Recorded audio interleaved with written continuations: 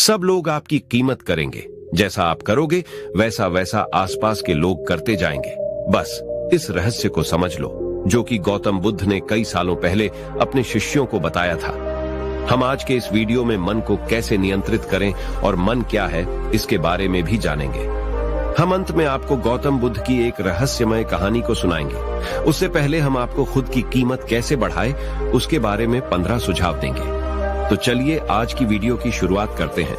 कुछ लोग हमेशा सोचते रहते हैं कि लोगों के बीच अपनी वैल्यू कैसे बढ़ाएं, क्योंकि उन्हें हमेशा लगता है कि कोई भी उन्हें सीरियसली नहीं सुनता और उनकी इज्जत नहीं करता। तो हम आपको बताएंगे कि समाज में अपनी इज्जत कैसे बढ़ाएं। इस वीडियो को देखने के बाद आपको किसी से पूछने की जरूरत ही नहीं पड़ेगी कि लोगों के बीच खुद की इज्जत कैसे बढ़ाएं। वो कहते हैं ना कि इज्जत गंवाने में सिर्फ कुछ घंटे लगते हैं, लेकिन इज्जत बनाने में काफी समय लग जाता है। ये समय महीनों में भी हो सकता है और सालों में भी। जिस व्यक्ति को समाज में इज्जत नहीं मिलती, वह हमेशा अप्रसन्न रहता है और मानसिक रूप से कमजोर भी होता जाता है। इसलिए इस बात का पता होना बहुत ही जरूरी है कि सोसाइटी में अपनी वैल्यू कैसे बढ़ाएं, ताकि आप खुद में सुधार करके ऐसा करने में कामयाब हो पाएं। कुछ लोग वैसे तो अच्छे खासे होते हैं, लेकिन उन्हें अपने खुद के महत्व का पता ही नहीं होता। अगर वो खुद में थोड़ा सा भी सुधार कर लें तो उनकी वैल्यू काफी ज्यादा बढ़ सकती है। लेकिन वो कुछ जरूरी बातों को इग्नोर करते हैं, जिस वजह से इतना सम्मान हासिल नहीं कर पाते। यहाँ हम आपको स्वयं की वैल्यू बढ़ाने के जो उपाय बताएंगे, उन्हें मानकर एक ऐसा आदमी भी अपनी खास इज्जत बना सकता है जिसमें फिलहाल कोई भी खूबी ना हो। किसी भी व्यक्ति को अगर सम्मान न मिले तो वह हीन भावना का शिकार हो सकता है। लेकिन जैसा कि हमने आपको बताया, इज्जत कमाने में समय लगता है। सिर्फ ये सोचने से कुछ नहीं होगा कि सोसाइटी में अपनी इज्जत कैसे बढ़ाए। आपको इसके लिए समर्पित होना पड़ेगा। चलिए जानते हैं कि अपनी खुद की वैल्यू बढ़ाने के लिए क्या करें। पहला उपाय, अपनी पर्सनैलिटी डेवलप करें। बेढंग तरीके से रहने वाले व्यक्ति को लोग कभी भी इतनी इज्जत नहीं देते। जो लोग साफ सुथरे और फिट रहते हैं, उन्हें लोग अलग ही नजरिए से देखते हैं। इसलिए सबसे पहले अपने व्यक्तित्व में सुधार लाने की कोशिश करें। अच्छी पर्सनैलिटी कैसे बनाएं? हमेशा नहाए धोए रहें, अच्छे कपड़े पहने और अपनी दाढ़ी व बालों को सेट करके रखें। सबसे पहली चीज आपका दिखावा ही होता है। आप चाहे कितने ही ज्ञानी क्यों ना हो, अगर ढंग से साफ सुथरे नहीं रहते तो लोग आपको इग्नोर करना ही बेहतर समझते हैं। इसलिए कोई आपकी इज्जत नहीं करता। तो चलिए बढ़ाते हैं हमारे दूसरे उपाय की तरफ। दूसरा उपाय, किसी से डरे नहीं। अगर आप सोच रहे हैं कि लोगों के बीच अपनी इज्जत कैसे बढ़ाए, तो आज से ही डरना छोड़ दें। आपको भगवान श्री कृष्णा की उस बात पर ध्यान देना होगा जब उन्होंने कहा था कि कोई आपको मार नहीं सकता, कोई आपका कुछ बिगाड़ नहीं सकता। बस आप कोई गलत कार्य ना करें। अपने अंदर के डर को कैसे दूर भगाए, आपको भी ठीक ऐसा ही करना है। आपको समाज को दिखाना है कि आपके अंदर किसी चीज को लेकर खौफ नहीं है। आप सत्य और न्याय के लिए हमेशा सच बोलने को तैयार हैं। खुद को मजबूत दिखाओगे तो अपने आप को ज्यादा सम्मान दिलवा पाओगे। निडर लोगों का लोग खुद सम्मान करते हैं। तो चलिए बढ़ाते हैं हमारे तीसरे उपाय की तरफ। तीसरा उपाय, हर समय उपलब्ध रहना छोड़ दें। आपने एक बात जरूर सुनी होगी कि किसी भी जगह पर बार बार जाने से या किसी के लिए भी तुरंत हाजिर हो जाने से आदमी अपनी वैल्यू ही कम करता है। ऐसा होने पर लोग आपको ज्यादा महत्व नहीं देते। उनका यही सोचना होता है कि अरे उसे तो चाहे कभी भी बुला लो, या फिर उसे बुलाने की जरूरत नहीं है, वो अपने आप आ जाएगा। मतलब ऐसी स्थिति में आपको कोई सीरियसली नहीं लेता। आज के जमाने में लोगों का थोड़ा वेट कराना बनता है, तभी वो आपका सम्मान करते हैं। तो चलिए बढ़ाते हैं हमारे चौथे उपाय की तरफ। चौथा उपाय, अपनी जुबान को पूरा करें। आज के दौर में बहुत ही कम ऐसे लोग पाए जाते हैं जो अपने द्वारा किए गए वादों पर खरे उतरते हैं। अगर आप सोच रहे हैं कि अपनी वैल्यू कैसे बढ़ाएं, तो खुद को ऐसा बनाइए कि लोग आप पर तुरंत विश्वास करने को तैयार हो जाएं। कहने का मतलब ये है कि अपनी जुबान को हमेशा पूरी कीजिए। आपने लोगों के सामने जो कुछ भी करने को एक बार कह दिया तो समझो कह दिया। अब आपको वो काम पूरा करवाना ही है। ऐसे व्यक्ति को लोग बहुत ज्यादा महत्व देते हैं और सभी उसकी इज्जत करते हैं। तो चलिए बढ़ाते हैं हमारे पांचवें उपाय की तरफ। पांचवा उपाय, सामाजिक कार्यों में बढ़ चढ़ कर हिस्सा लें। गांव या शहर के सभी लोग आपको कब पहचानते हैं? जब आप सामाजिक कार्यों में हिस्सा लेते हैं और वहां अपने काम के दम पर अपनी उपस्थिति दर्ज करवाते हैं। सोसाइटी में अपनी इज्जत बढ़ाने के लिए ऐसा करना बहुत जरूरी है। यही वो मौके होते हैं जब आप सब लोगों की नजर में आते हैं। लोग आपके काम से प्रभावित होते हैं और उनके मन में आपके लिए इज्जत बढ़ती है। जब भी गांव या शहर के लिए कोई धर्म का काम या लोगों की सेवा करने का मौका मिले तो जरूर करें। तो चलिए बढ़ाते हैं हमारे छठे उपाय की तरफ। छठा उपाय, समय का सदुपयोग करें। अगर आप जानना चाहते हैं कि अपनी एक अलग शानदार रेपुटेशन कैसे बनाएं, तो समय को खराब करना छोड़ TDH दें। हमने बहुत से ऐसे लोगों को देखा है जो अपने जीवन को इतने अनुशासन के साथ जीते हैं कि उनकी बराबरी करना मुश्किल है। यकीन मानिए, हर व्यक्ति ऐसे आदमी की इज्जत करता है। अगर आप अपने समय को यूं ही बकवासबाजी में खराब कर रहे हैं तो कोई भी आपको पसंद नहीं करेगा। सब आपके बारे में ताने ही मारेंगे। इसलिए खाली समय में भी कोई ऐसा काम करें जिससे आपको नहीं तो कम से कम किसी दूसरे को लाभ हो। तो चलिए बढ़ाते हैं हमारे 7वें उपाय की तरफ। 7वां उपाय, कामयाब बने। अगर आप किसी भी क्षेत्र में सफल हो जाते हैं तो लोग आपकी खुद ब खुद इज्जत करने लग जाते हैं। फिर आपको किसी से जानने की जरूरत ही नहीं कि अपनी इज्जत कैसे बढ़ाए, क्योंकि आज के दौर में लोग सिर्फ कामयाब लोगों की ही कद्र करते हैं। जीवन में सफल कैसे बने, आप चाहे कितने भी पढ़े लिखे क्यों ना हो, अगर आप सफल नहीं हैं, आपके पास कोई अच्छा जॉब नहीं है या आपका कोई बिजनेस नहीं है, तो लोग आपको पूछते तक नहीं है। इसलिए जितने भी युवा हैं वो सबसे पहले अपने करियर पर ध्यान दें। सफल हो गए तो लोग अपने आप रिस्पेक्ट करेंगे। तो चलिए बढ़ाते हैं हमारे 8वें उपाय की तरफ। 8वां उपाय, दूसरों से ज्यादा नॉलेज हासिल करें। अगर आप अपने मोहल्ले या गांव में सबसे ज्यादा सम्मान पाना चाहते हैं तो आपको अन्य लोगों की तुलना में ज्यादा ज्ञान हासिल करना होगा। आपको अपने आप को हर तरह से अपडेटेड रखना होगा ताकि जब आप बोलें तो सभी लोग ध्यान लगाकर सुने। इसके लिए आप टीवी पर न्यूज वगैरह देखते रहें और न्यूज़पेपर्स वगैरह पढ़ते रहें। जो व्यक्ति जितना ज्यादा ज्ञानी होता है उसे लोग उतना ही ज्यादा पसंद करते हैं। तो चलिए बढ़ाते हैं हमारे 9वें उपाय की तरफ। 9वां उपाय, बेबाकी से जवाब दें। आज वो दौर है जहां कमजोर व्यक्ति को तुरंत दबाने की कोशिश की जाती है। एक बार किसी से दबने के बाद वो बार बार आप पर कटाक्ष करने लगते हैं। उन्हें देखकर दूसरे लोग भी आपके मजे लेने लगते हैं। आपको ऐसा होने से रोकना होगा। स्मार्ट कैसे बने, अगर कोई आपसे मस्ती में आकर बात कर रहा है तो उससे आंख मिलाकर बेबाकी से जवाब दें, ताकि सामने वाला व्यक्ति और अन्य लोग तुरंत समझ जाए कि ये बंदा काबू में आने वाला नहीं है। आजकल अपनी इज्जत खुद करवानी पड़ जाती है। तो चलिए बढ़ाते हैं हमारे 10वें उपाय की तरफ। 10वां उपाय, अपने टैलेंट को शो कीजिए। कुछ लोग वैसे तो हर वक्त सोचते रहेंगे कि अपनी वैल्यू कैसे बढ़ाएं, लेकिन उसके लिए जो जरूरी कदम है वो नहीं उठाते। जी हाँ, लोग इज्जत करते हैं टैलेंट की, किसी व्यक्ति की नहीं। वो दौर गया जब आदमी की इज्जत की जाती थी। आज के जमाने में इज्जत हासिल करने के लिए आपको अपने अंदर छुपे हुनर को लोगों को दिखाना होगा, तभी तो लोग आपको खास समझेंगे। इसलिए आपके अंदर जितने भी अच्छे गुण और हुनर हैं उन्हें लोगों के सामने बाहर निकालिए। 11वां उपाय, अपनी सुख सुविधा पर खर्च करें। आजकल जमाना दिखावे का है। अगर आप सिर्फ पैसे कमाकर जमा करते रहेंगे लेकिन उनका उपयोग बिल्कुल भी नहीं करेंगे तो लोग आपको कंजूस कहेंगे। ऐसे में रिस्पेक्ट करना तो दूर, लोग आपको कंजूस कहकर आपका मजाक बनाते हैं। आपके पास पैसा है तो लालच करना ठीक नहीं। अपने पैसे से कुछ ऐसे काम करिए या ऐसी चीजें खरीदिए जिससे आप लोगों का ध्यान अपनी तरफ खींच पाए। अगर लोगों को लगेगा कि आप वाकई लाइफ को एंजॉय कर रहे हैं तो लोग आपके प्रशंसक बन जाएंगे।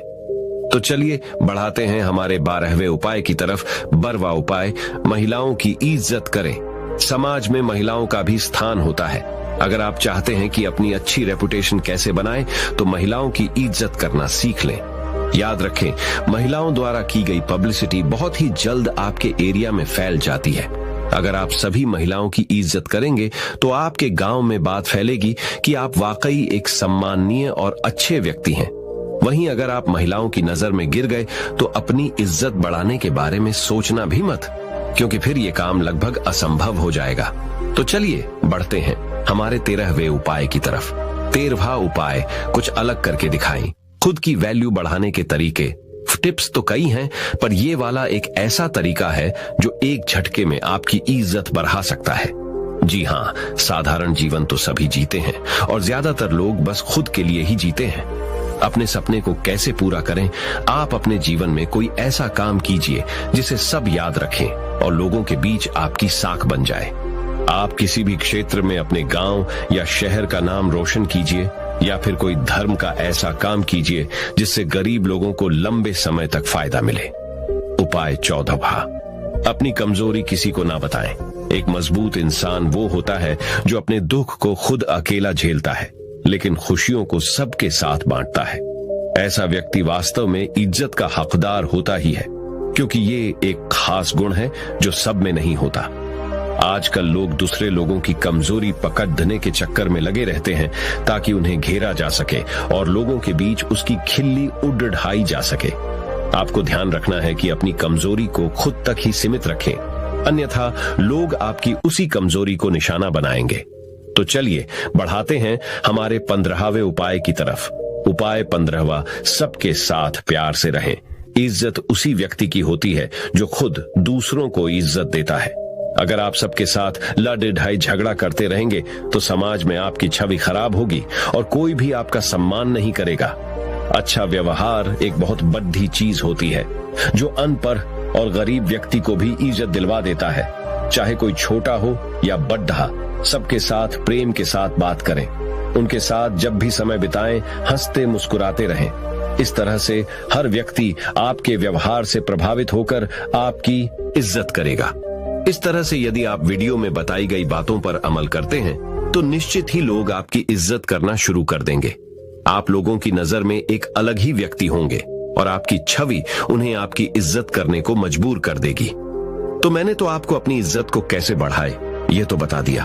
अब हम गौतम बुद्ध की एक रहस्यमयी कहानी से जानेंगे कि अपने मन को कैसे समझे और उसे पर विजय पाने के लिए कौन सी विधि का पालन करें। तो चलिए कहानी की शुरुआत करते हैं। दोस्तों, एक बार एक व्यक्ति बुद्ध के पास आता है और उनसे पूछता है कि बुद्ध, अपने मन को काबू में करने और उसे समझने का पहला चरण क्या है और इसके लिए हम कहां से शुरुआत करें कि हमारा मन हमारे वश में आ जाए। बुद्ध मुस्कुराते हैं और उसका उत्तर देते कि अपने मन को समझने का पहला चरण है इसके द्वारा दिए गए लालचों की व्यर्थता को देख लेना। जिस इंसान ने अपने मन के द्वारा दिए गए लालचों की व्यर्थता को देख लिया, उसने इससे मुक्त होना शुरू कर दिया। और उसके बाद वह व्यक्ति बुद्ध से पूछता है कि हमारा मन जो हमें लालच देता है, उसके व्यर्थता को कैसे देखा जाए। बुद्ध कहते हैं, अपने अनुभव से। मनुष्य जिस भी गलत कार्य को अति में करता है, उससे उसे दुख मिलता है और यही दुख उसका अनुभव है और यही अनुभव उसके रूपांतरण का कारण बन सकता है। जिसने देख लिया और वास्तव में देख लिया कि नशा करना केवल दुख है, उसने नशे से मुक्त होना शुरू कर दिया। जिसने देख लिया कि ईर्ष्या केवल खुद को जलाती है और वास्तव में देख लिया, उसने ईर्ष्या से मुक्त होना शुरू कर दिया। तुम्हारा ये देख लेना कि मन लालच तो हमेशा तुम्हें तृप्ति का देता है, लेकिन लगता यह तुम्हें सदैव अतृप्त है, और यही अपने मन को समझने का पहला चरण है। कहानी को आगे बढ़ाने से पहले आपको इस एक प्रश्न को समझना आवश्यक है, और वो प्रश्न है कि आप अपने मन को वश में करना क्यों चाहते हैं। क्योंकि आपने यह अनुभव कर रखा है कि आपका मन आपको दुख देता है, पर क्योंकि आपको आपके मन के लालच बहुत बड़े सुहावने लगते हैं, इसीलिए आप इन लालचों के पीछे छुपे हुए दुखों को नहीं देख पाते। सिर्फ अपने दुखों को देख लेने से आपका मन आपके वश में नहीं हो जाएगा। उसके लिए आपको दूसरा चरण क्या है, यह समझना होगा। वह व्यक्ति बुद्ध से पूछता है कि बुद्ध, यदि कोई व्यक्ति यह जानता है कि उसके मन के लालचों के कारण उसके जीवन में दुख है, तो क्या इसका अर्थ यह है कि वो व्यक्ति पहले चरण पर है? और यदि वह व्यक्ति पहले चरण पर है तो दूसरे चरण पर कैसे जाएगा? बुद्ध कहते हैं कि उस व्यक्ति को खोज पर निकलना होगा, किसी ऐसे व्यक्ति की खोज पर जो अपने मन से मुक्त हो चुका है और जिसने अपने मन को जान लिया है, क्योंकि तुम्हारा मार्गदर्शन वही कर सकता है जो उस जगह पर पहुंचा हुआ है और जहां तुम जाना चाहते हो। दोस्तों, यहाँ पर एक बात समझनी आवश्यक है कि खोज पर निकलने का अर्थ ये नहीं है कि आप सन्यासी बन जाएं, बल्कि खोज पर निकलने का अर्थ ये है कि कोई ऐसा व्यक्ति खोजना जो आपका मार्गदर्शन कर सके। अब यहाँ पर प्रश्न ये उठता है कि ऐसे व्यक्ति को कहाँ पर खोजें, क्योंकि आस पड़ोस में तो सभी लोग अशांत भरे पड़े हुए हैं। मैं और आप इस इंटरनेट के बदौलत ही जुड़े हुए हैं। अगर इंटरनेट नहीं होता तो क्या आप मेरे इस वीडियो को देख पाते? नहीं ना। दोस्तों, तो चलिए कहानी में वापस लौटते हैं और अच्छे से जानते हैं कि अपने मन को समझने का दूसरा चरण क्या है। वह व्यक्ति बुद्ध से पूछता है कि उस व्यक्ति की पहचान क्या है, जिसने अपने मन को समझ लिया है और जिसने खुद को जान लिया हुआ है, क्योंकि हर व्यक्ति यह दावा करता है कि वह ज्ञानी और बुद्धिमान है। लेकिन वास्तव में ज्ञानी कौन है, वह कैसे पता लगेगा? बुद्ध कहते हैं कि यही तीसरा चरण है, और वो चरण है सुनकर। सुनना ही अपने मन को समझने का तीसरा चरण है। उसके बाद वह व्यक्ति बुद्ध से पूछता है कि क्या देखकर यह पता नहीं किया जा सकता, क्योंकि आपको देखकर ही पता लगता है कि आप एक महात्मा हैं। बुद्ध कहते हैं कि देखने में तो कोई व्यक्ति बहुत शांत लग सकता है, लेकिन भीतर से वह क्या है, ये उसके शब्द ही बता सकते हैं। लेकिन ध्यान रहे कि शब्दों पे भी विश्वास एकदम से नहीं कर लेना है। किसी भी बात पर विश्वास इसीलिए नहीं कर लेना है कि उसे मैंने कहा हुआ है या किसी महात्मा ने कहा हुआ है। किसी भी बात पर विश्वास आपको तब कर लेना है जब वह तुम्हारा अनुभव बन जाए। गौतम बुद्ध के द्वारा कही गई इस बात को मैं आपको थोड़ा और आसान भाषा में समझाने की कोशिश करता हूँ। दोस्तों, कोई कहता है कि ध्यान करना अच्छा है और कोई कहता है कि ध्यान करना बुरा है। ये दोनों ही अतिया है। अगर आप अभी ध्यान को अच्छा मानते हैं तो आप बहुत जल्द ही उसे बुरा मानने लग जाएंगे, और यही हमारे मन की चाल है। तो अब आपके मन में सवाल उठा होगा कि कैसे? तो उसका उत्तर ये है कि ध्यान की शुरुआत में आपको आनंद नहीं मिलेगा, बल्कि बोरियत महसूस होगी। और आपका विश्वास क्या था कि ध्यान अच्छा है, लेकिन आपको अनुभव क्या हो रहा है कि ध्यान बोरियत भरा है। तो धीरे धीरे आपका विश्वास बदलने लगेगा। पहले आप ध्यान को अच्छा मानते थे, लेकिन अब आप ध्यान को बुरा मानने लग जाएंगे। आप एक अति से दूसरे अति पर पहुंच जाएंगे, और यही हमारे मन की चाल है। हमारा मन हमें अतियों में ही भटकाता रहता है, और अगर आप ध्यान को बुरा मानते हैं तो आप कभी भी ध्यान करेंगे ही नहीं। अब कहानी में वापस लौटते हैं और अच्छे से समझते हैं कि अपने मन को समझने का तीसरा चरण क्या है। बुद्ध कहते हैं कि किसी भी बात पर विश्वास तब तक नहीं करना है जब तक वह तुम्हारे विवेक की कसौटी पर खरी नहीं उतर जाए, और इसके लिए कर्म करना आवश्यक है, और कर्म ही अपने मन को समझने का चौथा चरण है। अगर आप धन कमाना चाहते हैं तो आपको सही दिशा में कर्म करना आवश्यक है। ठीक उसी प्रकार अगर आप खुद को जानना चाहते हैं तो आपको सही दिशा में कर्म करना आवश्यक है। वह आदमी बुद्ध से पूछता है कि सही दिशा में कर्म करते वक्त आदमी क्या गलती कर सकता है। बुद्ध कहते हैं कि केवल 2 गलतियां कर सकता है। पहली गलती है शुरुआत ना करना, और दूसरी गलती है पूरा रास्ता तय न करना। और इन दोनों गलतियों के पीछे हमारे मन की चाल होती है। कोई सोचता है कि मैं शुरुआत कल से करूंगा, और कोई सोचता है कि शायद मैं सफल न हो पाऊं। इन दोनों ही गलतियों को व्यक्ति जागरूकता की कमी के कारण करता है। बिना जागरूकता के व्यक्ति का मन उसे सही दिशा में चलने ही नहीं दे सकता, और जागरूकता ही अपने मन को समझने का 5वां चरण है। इसीलिए दिन के हर एक क्षण को जागरूकता के साथ जियो। कोई भी कार्य करो तो उसे जागरूकता के साथ करो। अगर सांसें भी लो तो उसे जागरूकता के साथ लो। बिना जागरूकता के साथ जिया गया एक भी क्षण मृत्यु के समान है। और ध्यान रहे कि जागरूकता बिना ध्यान के संभव नहीं है। वह व्यक्ति बुद्ध से पूछता है कि बुद्ध अपने जागरूकता के स्तर को कैसे बढ़ाया जा सकता है। बुद्ध कहते हैं कि ध्यान के द्वारा, और ध्यान ही छठा चरण है। एक बार आप अपने मन को समझने के 6 चरणों को ध्यान से समझिए। अपने मन को समझने के 6 चरण कौन कौन से हैं? चलिए जानते हैं। पहला चरण, थोड़ी जागरूकता के साथ ये देख लेना कि ये मन ही दुख के बीज बोता है। दूसरा चरण, किसी ऐसे व्यक्ति को खोजना जो मन से मुक्ति पाने का मार्ग बता सके। तीसरा चरण, सुनना। चौथा चरण, सुने हुए को कार्य में लाना। 5वां चरण, जागरूकता, जिससे आप मार्ग से भटके ना। छठा चरण, ध्यान। यदि सीधे शब्दों में कहा जाए तो ध्यान ही वह नाव है जिस पर बैठकर मन रूपी नदी को पार किया जा सकता है। लेकिन ध्यान तक पहुंचने के लिए शुरुआती 5 चरण बहुत आवश्यक है। अभी आप कौन से चरण पर हैं? हमें नीचे कमेंट बॉक्स में कमेंट करके जरूर बताएं, क्योंकि दोस्तों हर ज्ञानी इन 6 चरणों से गुजरता ही गुजरता है। दोस्तों, अब जानते हैं कि अपने मन को अपना सेवक कैसे बनाए, एक सच्ची कहानी से। तो चलिए कहानी को शुरू करते हैं। एक बार एक राज दरबार में एक कलाकार आता है, और इस कलाकार की खासियत ये थी कि जब भी यह कलाकार अपनी कलाकारी दिखाता तो ऐसा कोई भी व्यक्ति नहीं होता था जो इसके कलाकारी को देखकर हंसे ना। बड़े बड़े राजा महाराजा इस कलाकार की कलाकारी को देख हंसते हंसते लौट पौट हो जाते थे। लेकिन इस बार वह कलाकार एक गंभीर राजा के दरबार में था, इसीलिए लोगों को यह संदेह था कि कहीं वो इस बार असफल न हो जाए। वह कलाकार अपनी कलाकारी दिखानी शुरू करता है और वही होता है जो हर बार से होता आ रहा था। राजा का हंसते हंसते बुरा हाल हो जाता है। वह राजा उस कलाकार को कलाकारी देख इतना प्रसन्न होता है कि वो इस कलाकार को मुंह मांगा इनाम देने के लिए तैयार हो जाता है। हमें यह बात हमेशा याद रखनी चाहिए कि अधिक खुशी में लिए गए फैसले अक्सर गलत साबित होते हैं। राजा उस कलाकार से कहता है कि मांगो जो भी तुम मांगना चाहते हो, मैं तुम्हारी कलाकारी से बहुत प्रसन्न हूँ। वह कलाकार कहता है कि क्षमा करे राजन, पर मैं जो भी मांगूंगा शायद आप वो दे न पाए। राजा अपने आसन से खड़ा होता है और कहता है कि अब तुम मेरी प्रसन्नता को क्रोध में बदल रहे हो। क्या तुम्हें मेरी द्वारा कही गई बात पर संदेह है? अब राजा अपने अहंकार को बीच में ले आता है और जहां भी अहंकार बीच में आ जाता है वहां काम बिगड़ना निश्चित है।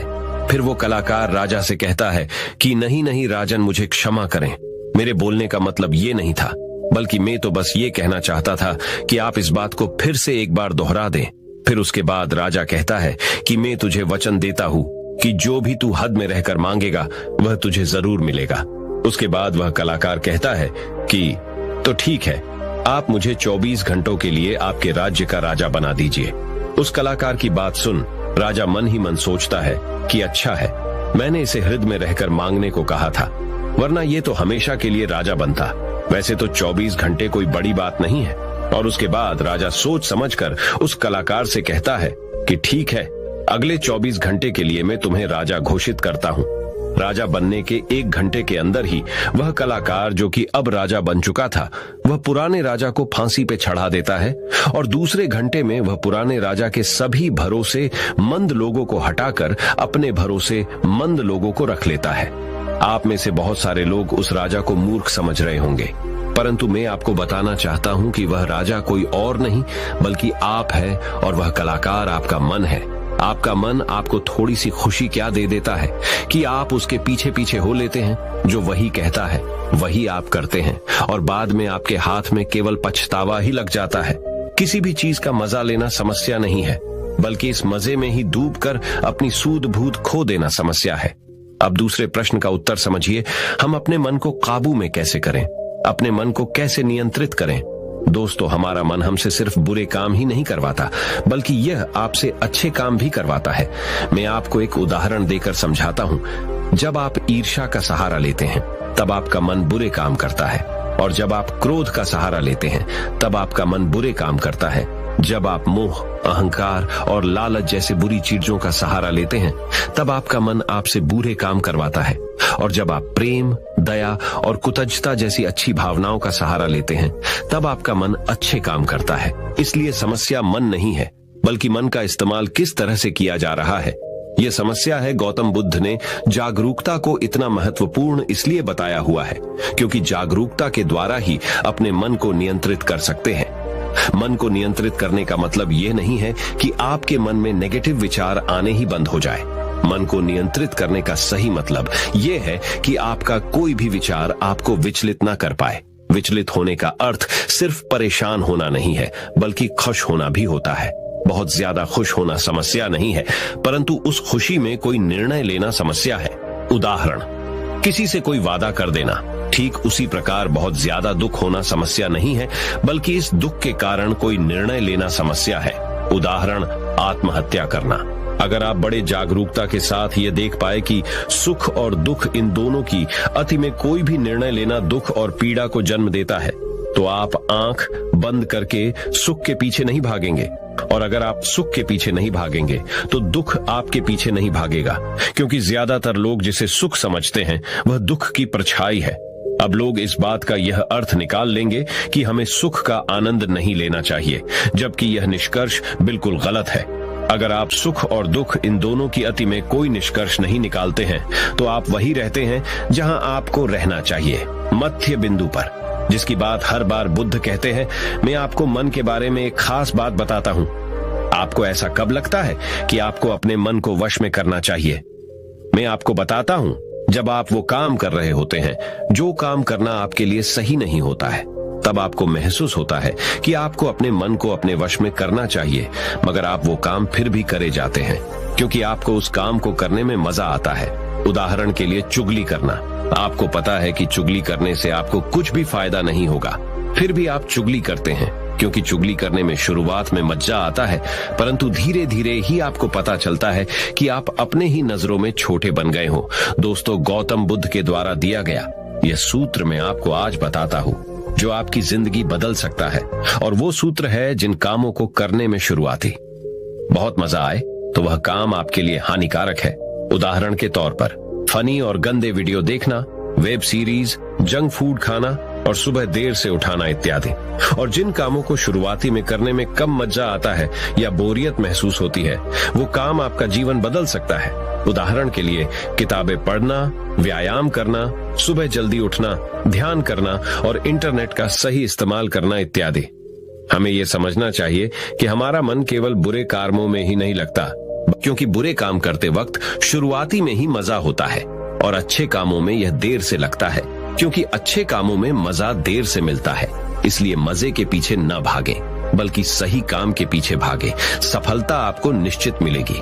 दोस्तों, अब मैं आपको अपने मन को कंट्रोल करने का प्रैक्टिकल तरीका क्या है ये बताने वाला हूँ, इसीलिए वीडियो को ध्यान से अंत तक अवश्य देखिए। दिमाग को कंट्रोल कैसे करें, जानिए मन को कंट्रोल करने का प्रैक्टिकल तरीका। दोस्तों, ज्यादातर लोग ये सोचते हैं कि मन को कंट्रोल करना मुश्किल है, और ये बात सच है केवल उन लोगों के लिए जिन्हें ये पता नहीं है कि मन क्या है और ये कैसे कार्य करता है। जो लोग जानते हैं कि मन क्या है और ये कैसे कार्य करता है, उनके लिए अपने मन को कैसे नियंत्रित करना आसान है। तो आइए सबसे पहले ये समझते हैं कि मन क्या है और ये कैसे कार्य करता है। मन क्या है और ये कैसे कार्य करता है। हमारा मन दो हिस्सों में बटा हुआ है, पहला चेतन मन और दूसरा अवचेतन मन। चेतन मन को हम सब बुद्धि के नाम से जानते हैं। ये हमारे भीतर एक फिल्टर की तरह काम करता है। जो भी जानकारी हमारे अंदर जाती है उसे यह जांचता और परखता है। चेतन मन के पास तर्क करने की क्षमता है और यह सही और गलत के बीच चुनाव कर सकता है, परंतु अवचेतन मन ऐसा नहीं है, उसका कार्य अलग है। हमारे अवचेतन मन सही और गलत के बीच चुनाव नहीं कर सकता है। जो भी जानकारी चेतन मन सही मानकर अवचेतन मन में भेज देता है, वह उसका विरोध नहीं करता है, चाहे वह जानकारी गलत ही क्यों ना हो। एक उदाहरण देकर समझाता हूँ। मान लीजिए कोई व्यक्ति आपको कमजोर कहता है, मगर आप कमजोर नहीं हैं, तो आपका चेतन मन उस व्यक्ति की बातों का विरोध करेगा। मगर जब वह व्यक्ति उसी बात को आपसे बार बार कहेगा और उसी के साथ ही अन्य लोग भी उसी बात को बार बार कहेंगे, तो आपका चेतन मन इस बात को सच मान लेगा और आपके अवचेतन मन में भेज देगा।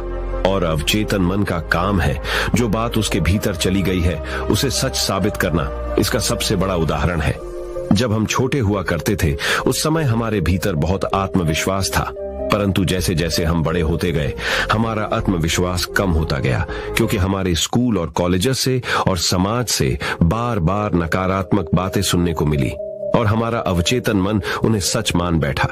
हो सकता है कि आपने इस बात पर ध्यान दिया हो कि आप गलत करना तो नहीं चाहते, परंतु फिर भी गलत करते हैं। आप डरना तो नहीं चाहते, लेकिन डर जाते हैं। ऐसा क्यों होता है? क्या आप जानना चाहते हैं? तो वीडियो के अंत तक बने रहे। दोस्तों, ऐसा इसीलिए होता है क्योंकि जाने अनजाने में आपके अवचेतन मन में बहुत सारी गलत जानकारी चली गई हुई है, जिसे वह सच मन बैठा हुआ है। तो अब प्रश्न यह उठता है कि इसका समाधान क्या है, क्योंकि बहुत सारी गलत जानकारी हमारे भीतर जा चुकी है और हमारा आत्मविश्वास कम हो चुका है। अब आप इसका समाधान समझिए। अब तक आपने ये समझा कि मन क्या है और ये कैसे काम करता है। अगर एक लाइन में कहूं कि मन क्या है, तो हमारा मन जानकारी का एक ढेर है जो जाने अनजाने में हमारे भीतर चली गई हुई है। अब हमें सबसे पहले ये समझना होगा कि चेतन मन जानकारी लेता कहां से है, वे कौन से द्वार है जहां से जानकारी भीतर प्रवेश करती है। अपने मन को कंट्रोल करने के उपाय और समाधान हमारे अंदर जानकारी जाने के 5 द्वार है, और वो है आंख, कान, नाक, जीभ और त्वचा। इन्हें हम 5 इंद्रियों से भी जानते हैं। बहुत सारी गलत जानकारी हमारे भीतर जाने के कारण हमारा मन हमारे वश में नहीं है। अगर हम अपने मन को अपने वश में करना चाहते हैं तो हमें बहुत सारी सही जानकारी इस मन को देनी होगी। कम से कम उतनी सही जानकारी जितनी गलत जानकारी हमारे भीतर पहले से पड़ी हुई है। सही जानकारी और गलत जानकारी के बीच का अंतर समझिए। सही जानकारी वो है जो आपको आपके लक्ष्य की तरफ ले जाए और गलत जानकारी वो है जो आपको आपके लक्ष्य से भटकाए। उदाहरण से समझिए कि एक सन्यासी का लक्ष्य आत्मज्ञान है और आत्मज्ञान के लिए ध्यान करना आवश्यक है। अगर कोई चीज उसे ध्यान करने से रोकती है तो वह उसके लिए एक गलत जानकारी है। एक और उदाहरण देकर समझाता हूं। मान लीजिए कि आपको एक गायक बनना है, तो गायक बनने के लिए रियाज करना बहुत जरूरी है। अगर कोई चीज आपको रियाज करने से रोक रही है तो वह आपके लिए एक गलत जानकारी है। तो अपने मन को कंट्रोल करने के लिए आपके पास एक लक्ष्य का होना बहुत जरूरी है, क्योंकि अगर आप अपने मन को कहीं पर जाने से रोक दोगे तो उसे कहीं पर तो भेजना भी तो पड़ेगा। अगर आपके पास लक्ष्य है तो आपको सबसे पहले क्या करना है, ये ध्यान से समझ लीजिए। सबसे पहले इस चिंता को छोड़ दीजिए कि कितनी गलत जानकारी आपके भीतर जा चुकी है।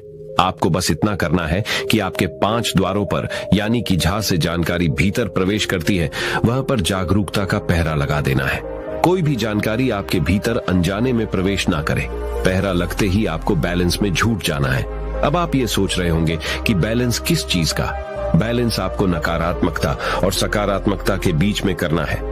नकारात्मकता आपके भीतर पहले से ही मौजूद है, अब बस आपको सकारात्मकता को भरनी है। आपको एक बात जान लेनी चाहिए कि सकारात्मकता नकारात्मकता को मिटा देती है, जिस प्रकार रोशनी अंधेरे को मिटा देती है। ये तो बस कहने की बात है कि आपको बैलेंस करना है। सच तो ये है कि जब आप अपने भीतर सकारात्मकता भरने लगेंगे तो आपके अंदर की नकारात्मकता उसी समय मिटने लग जाएगी। दोनों के बीच का बैलेंस होने का तो अवसर ही नहीं आएगा। यहाँ पर प्रश्न यह निर्माण होता है कि सकारात्मकता को कहां से लाए। तो इसके बहुत सारे तरीके हैं। पहला तरीका यह है कि आप अच्छे लोगों की संगत करिए और उन्हें ऑब्जर्व करके उनसे सीख सकते हैं। अब ये सही लोग आपके पास हो सकते हैं या नहीं भी, आप इंटरनेट, बुक्स और वीडियोस के द्वारा इनकी संगत कर सकते हैं। उदाहरण के लिए अगर आप बुद्ध की संगत करना चाहते हैं तो आप उनके ऊपर लिखी हुई किताबों को पढ़कर और ऑडियो टेप सुनकर उन्हें समझ सकते हैं। ध्यान रहे, हमेशा ऐसी चीजें पढ़े, सुने और देखे जो आपकी लक्ष्य से जुड़ी हुई हो। जब आप लगातार अपने भीतर अपने लक्ष्य से जुड़ी अच्छी जानकारी भेजते हैं तो आपके अंदर की नकारात्मक जानकारी को धोकर साफ करती है। अभी हमारा मन गलत जानकारी में उलझा हुआ है जो अनजाने में हमारे भीतर चली गई हुई है, जिसके कारण हम अक्सर कहते हैं कि हमारा मन हमारे वश में नहीं है और हमारा मन किसी भी काम में नहीं लगता है। हमें यह समझना चाहिए कि मन हमारा है, हम मन के नहीं है। वही सुनो जो आपके लक्ष्य से जुड़ा हुआ है, वही देखो जो आपके लक्ष्य से जुड़ा हुआ है, और वही पढ़ो जो आपके लक्ष्य से जुड़ा हुआ है, वही करो जो आपके लक्ष्य से जुड़ा हुआ है। मैं आपको एक उदाहरण देकर समझाता हूँ। अगर आपका लक्ष्य खिलाड़ी बनना है तो आपको वही चीजें खानी चाहिए जो आपको खिलाड़ी बनाए। मन पर नियंत्रण रखने के लिए इंद्रियों पर संयम आवश्यक है और संयम के लिए अनुशासन आवश्यक है और अनुशासन के लिए एक सही निर्णय आवश्यक है जो आपको अभी लेना है। तो दोस्तों, उम्मीद करता हूं कि खुद की कीमत कैसे बढ़ाएं, उनके टिप्स और अपने मन को कैसे नियंत्रित करें, इस पर गौतम बुद्ध की कहानी आपको पसंद आई होगी। तो इस वीडियो को जितना हो सके उतना अपने दोस्तों के साथ शेयर कीजिए और हमारे चैनल को सब्सक्राइब कीजिए और इस वीडियो को एक लाइक कीजिए। आपका इस वीडियो को देखने के लिए बहुत बहुत धन्यवाद।